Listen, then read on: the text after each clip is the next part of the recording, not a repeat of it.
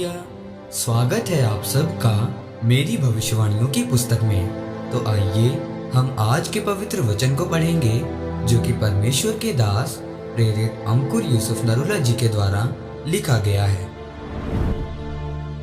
परमेश्वर आपको परखता है, जैसा कि मत्ती की पुस्तक अध्याय 4 उसकी 1 आयत में लिखा है। तब आत्मा यीशु को जंगल में ले गया ताकि इब्लीस से उसकी परीक्षा हो। मेरे प्रियो, इस ऊपर दिए गए वचन में लिखा है कि पवित्र आत्मा प्रभु यीशु मसीह को जंगल में ले गया। जंगल का मतलब है कि परीक्षा का स्थान या फिर ऐसा स्थान जहां पर आपका विश्वास परखा जाता है कि आप सच्चे मसीह हैं या नहीं। बाइबल बताती है कि प्रभु यीशु मसीह को जंगल में लेकर जाने वाला शैतान नहीं बल्कि परमेश्वर का आत्मा था, ताकि प्रभु यीशु मसीह की परीक्षा हो सके। अगर आप अंग्रेजी की बाइबल में पढ़ें तो उसमें लिखा है कि पवित्र आत्मा ने प्रभु यीशु मसीह को फोर्सफुली मतलब जबरदस्ती धक्के के साथ जंगल में भेजा ताकि शैतान से उसकी परीक्षा हो सके। बाइबल बताती है कि 40 दिन और 40 रात प्रभु यीशु मसीह ने कुछ नहीं खाया। जब 40 उपवास बीत गए तब प्रभु यीशु मसीह को भूख लगी और शैतान ने उसको 3 बार परखा, पर प्रभु यीशु मसीह ने उसका सामना पवित्र वचनों के द्वारा किया। बाइबल बताती है कि तब शैतान प्रभु यीशु मसीह को छोड़कर चला गया और स्वर्गदूत उसकी सेवा करने लगे। मेरे प्रियो, परमेश्वर कई बार आपको खुद परीक्षा सताव में भेजता है, पर वो आपको नीचा करने के लिए नहीं बल्कि ऊंचा करने के लिए, वचन और विश्वास में मजबूत करने के लिए होता है। अब आप सोचते होंगे कि ऐसा कैसे हो सकता है कि मेरी परीक्षा के पीछे परमेश्वर हो। बाइबल बताती है कि हन्ना की कोख को परमेश्वर ने बंद करके रखा था, पर वो कोख एक खास उद्देश्य के लिए बंद थी और वो खास उद्देश्य शैमुएल था, जो हन्ना ने परमेश्वर की महिमा के लिए मांगा था और फिर उसने उसको परमेश्वर के भवन में दे दिया था।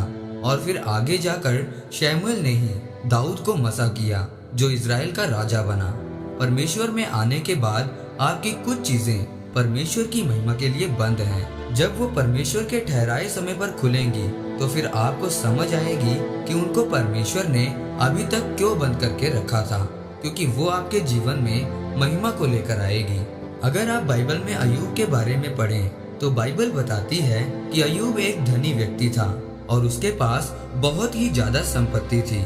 फिर एक दिन शैतान परमेश्वर के सामने गया और शैतान ने परमेश्वर से कहा कि अपना हाथ अय्यूब के ऊपर से उठा दे, तब वो तेरे मुंह पर तुझे श्रापित करेगा। तब परमेश्वर ने कहा कि जा, मैं उसका सारा कुछ तेरे हाथ में देता हूँ। बाइबल बताती है कि तब शैतान ने उसकी परीक्षा ली और उसकी सारी संपत्ति उससे ले ली, पर अय्यूब उस परीक्षा में भी परमेश्वर में अड़ा और खड़ा रहा और बाद में परमेश्वर ने उसको पहले से दुगना ज्यादा आशीषित किया।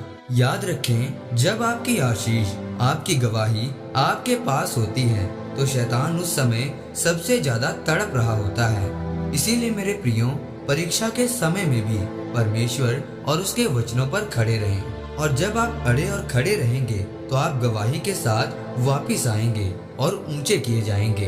आमीन। आइए इस अंगीकार को आप मेरे साथ एक मन होकर करें।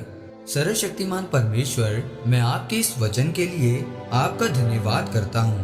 परमेश्वर, मैं अंगीकार करता हूँ कि मैं परीक्षा में भी आपके वचनों पर अड़ा और खड़ा रहूंगा, जैसे अय्यूब खड़ा रहा, ताकि आपके नाम को महिमा दे सकूं। प्रभु यीशु मसीह के नाम में आमीन। परमेश्वर आप सबको आज के वचन के ऊपर मनन करने के द्वारा आशीषित करे। आमीन।